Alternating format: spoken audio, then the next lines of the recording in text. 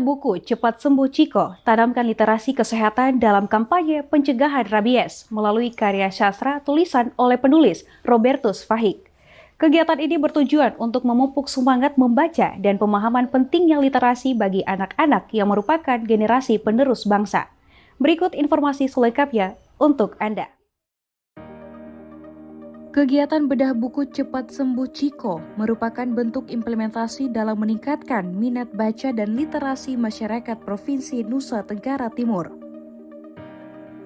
Kegiatan ini terlaksana pada Senin 29 September 2025 bertempat di kantor Dinas Kearsipan dan Perpustakaan Provinsi Nusa Tenggara Timur.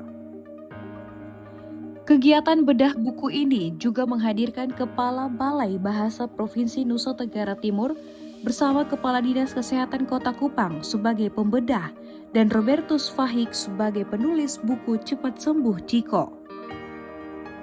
Dalam presentasinya, secara pribadi Robertus ingin menjawab tantangan masalah virus rabies kepada anak-anak sebagai bentuk literasi melalui buku bacaan dengan kampanye rabies di Nusa Tenggara Timur.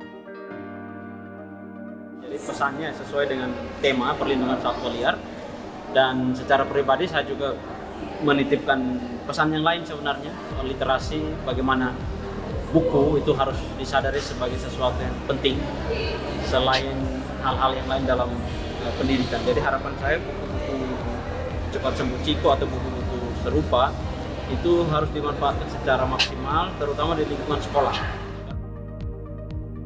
Pandangan serasi juga disampaikan oleh Kepala Dinas Kesehatan Kota, Dr. Gigi Retnowati, yang justru menginisiasikan literasi pendidikan melalui buku bacaan anak agar lebih menarik minat baca dan memberi kesan persahabatan antara hewan dan manusia kepada anak, juga nilai kesehatan terkait virus rabies.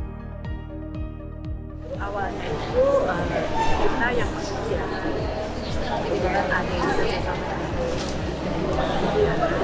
bagaimana kita melakukan pendidikan itu yang lebih menyenang. Tapi kalau kita kan berangkatnya dari kasus rabies itu ada yang di bawah umur.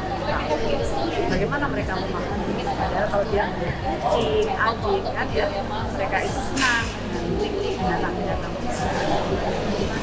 Oleh karena itu kita menginisiasi bagaimana kita mampu memberikan pesan kepada bahwa umur itu, bahwa mereka itu dengan binatang peliharaannya itu bisa saling menjaga. Kegiatan bedah buku ini juga mendapat apresiasi dari salah seorang siswa SMA Negeri 2 Kupang, Glorieta Opan, dalam memperluas wawasan dan sistematika penulisan buku melalui literasi terutama di lingkungan sekolah. Di sini saya sebagai peserta sangat banyak wawasan dan juga pelajaran untuk saya. Ini saya lihat tentang bagaimana cara menuliskan itu dengan baik, kemudian pelajaran-pelajaran tentang kesehatan, serta bagaimana cara kita membeli tutorial melalui buku yang ditulis oleh Bapak Robertus Fahik. Kegiatan bedah buku ini juga diharapkan mampu meningkatkan minat baca dan literasi masyarakat Provinsi Nusa Tenggara Timur yang akan melahirkan generasi emas di masa yang akan datang. Dari Kupang, Tim Liputan Timur TV melaporkan. Bursa Efek Indonesia gelar workshop wartawan Nusa Tenggara Timur yang akan dibekali dengan pemahaman tentang pasar modal. Workshop dengan tema Capital Market Update dan pertumbuhan investor pasar modal di Nusa Tenggara Timur diharapkan menjadi bekal untuk mengedukasi masyarakat tentang investasi keuangan di masa depan. Informasi ini menjadi penutup jumpa kita kali ini. Saksikan terus Timur Sepekan di Timur TV pada hari dan jam yang sama. Bersama saya, Salvi Moruk. Selamat berakhir pekan dan sampai jumpa. Bursa Efek Indonesia gelar kegiatan workshop dan diskusi bersama wartawan Nusa Tenggara Timur dengan tema Capital Market Update dan pertumbuhan investor pasar modal di Nusa Tenggara Timur sebagai bentuk kepedulian akan penyampaian informasi dan literasi keuangan bagi masyarakat. Kegiatan ini diikuti belasan wartawan sambil berdiskusi terkait pertumbuhan pasar modal yang diselenggarakan di Hotel Harper Kupang. Workshop wartawan dilaksanakan secara rutin dalam rangka menyampaikan informasi perkembangan pasar modal Indonesia dan menjalin silaturahmi dengan wartawan pasar modal. Kantor Perwakilan Bursa Efek Indonesia Provinsi Nusa Tenggara Timur mengundang 10 media lokal, baik cetak maupun online, dan beberapa perwakilan media nasional yang ada di Kota Kupang. Kegiatan ini juga mengundang OJK Provinsi Nusa Tenggara Timur sebagai pengawas pasar modal.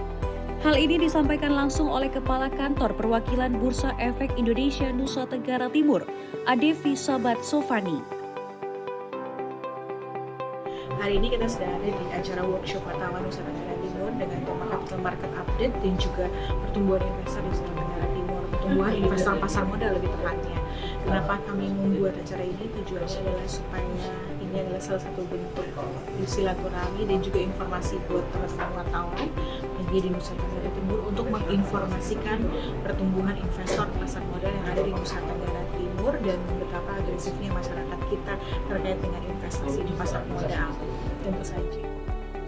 Workshop ini menjadi jembatan informasi dan membuka wawasan masyarakat tentang potensi pasar modal, serta upaya untuk terus meningkatkan pemahaman masyarakat Nusa Tenggara Timur terkait literasi keuangan. Kegiatan ini dilakukan dengan harapan masyarakat Nusa Tenggara Timur bisa mempunyai akses untuk mengikuti kegiatan edukasi. Masyarakat juga dihimbau agar terus mengikuti kegiatan edukasi seperti ini, sehingga memilih dengan tepat kebutuhan dan jangka waktu investasi di masa depan.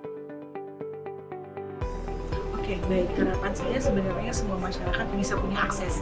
Akses apa? Akses untuk mengikuti kegiatan edukasi. Karena kita tidak akan sampai pada inklusi kalau tidak mengikuti kegiatan edukasi gitu ya. Ketika sudah mengikuti kegiatan edukasi, terliterasi dengan baik, kita harap inklusi bisa berjalan dan masyarakat bisa melakukan investasi yang tepat untuk dirinya sendiri sesuai dengan profil risikonya. Kegiatan workshop ini diharapkan menjadi motivasi bagi masyarakat Nusa Tenggara Timur dalam literasi keuangan pasar modal.